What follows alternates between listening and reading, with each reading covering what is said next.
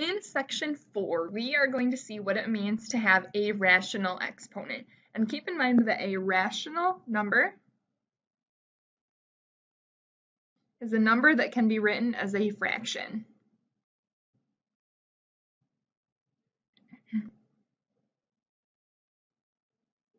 Okay, so we're going to see what happens when we have a number to an exponent that's a fraction. And to kind of like lead us into figuring out what this really means, let's think for a second and let's try something on our calculator. What happens if we take 16 to the 1/2 power? If I type in on my calculator 16 to the 1/2 power, I get 4. And maybe you see already like how those numbers are related. Maybe not. Now let's try another one. Let's do 49 to the 1/2 power.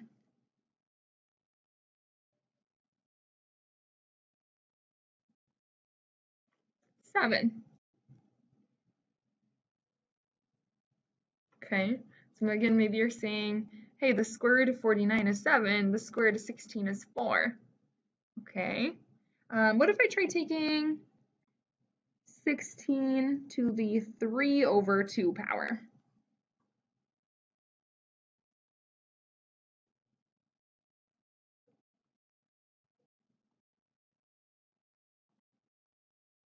I get 64. Or if I take 9 to the 3/2 power,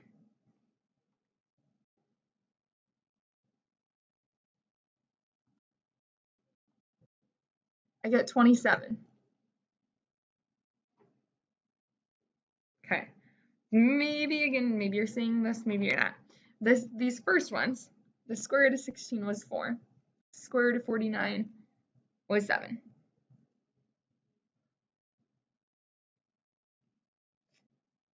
These ones, 16 to the 3/2 power is the square root of 16 cubed.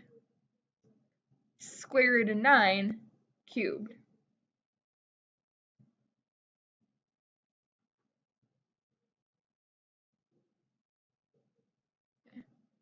So anytime I have a rational exponent, here's what it means.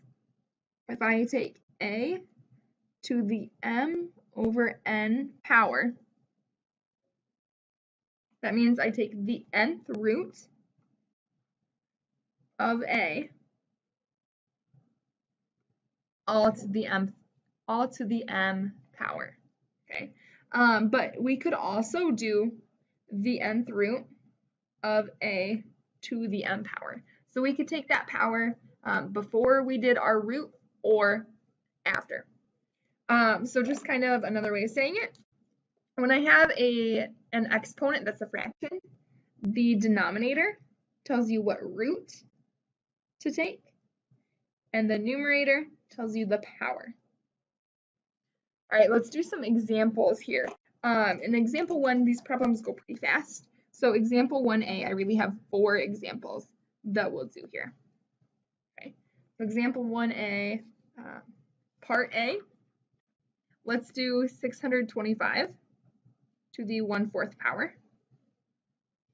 And if you look up here again, I'm actually going to put a big box around this. This is our main idea with rational exponents. This bottom number tells you the root. The top number tells you the power.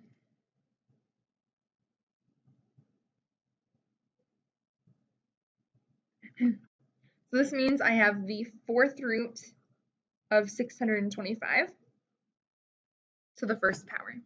And if you look at your power table, the 4th root of 625, I'm going to look and see, is there anything to the 4th power that gives me 625? And if I follow that over, I get 5.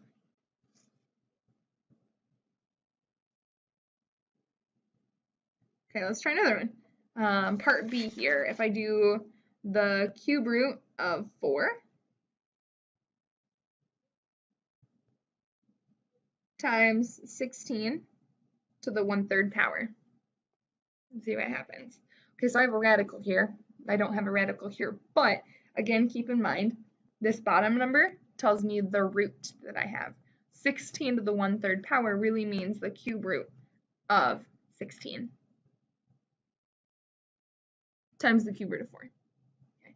Now, since my index is the same, I can multiply what's underneath. 4 times 16 is 64. And the cube root of 64, again, look at your power table. You might know this one off the top of your head by now. The cube root of 64 is 4.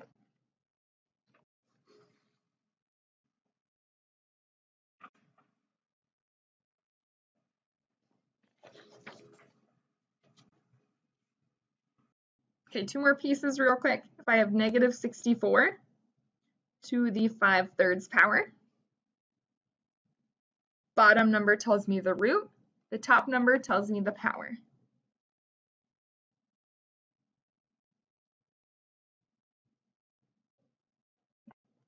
So I have the cube root of negative 64 all to the 5th power. Now this works out pretty nicely because the cube root of negative 64 I can do. Because the cube root of 64 is 4. So the cube root of negative 64 is negative 4. And negative 4 to the 5th power. Well, 4 to the 5th power is 1024. So negative 4 to the 5th power would be negative 1024.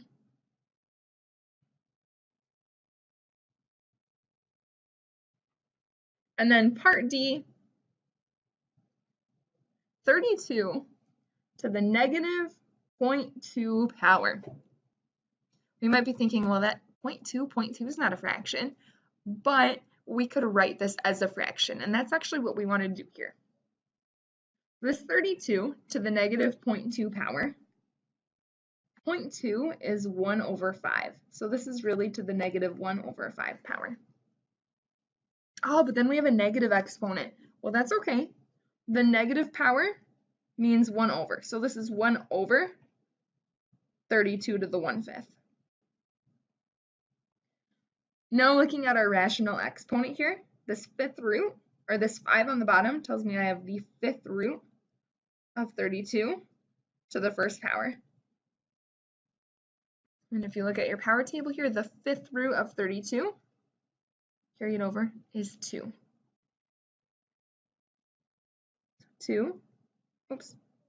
1 over 2 is my final answer.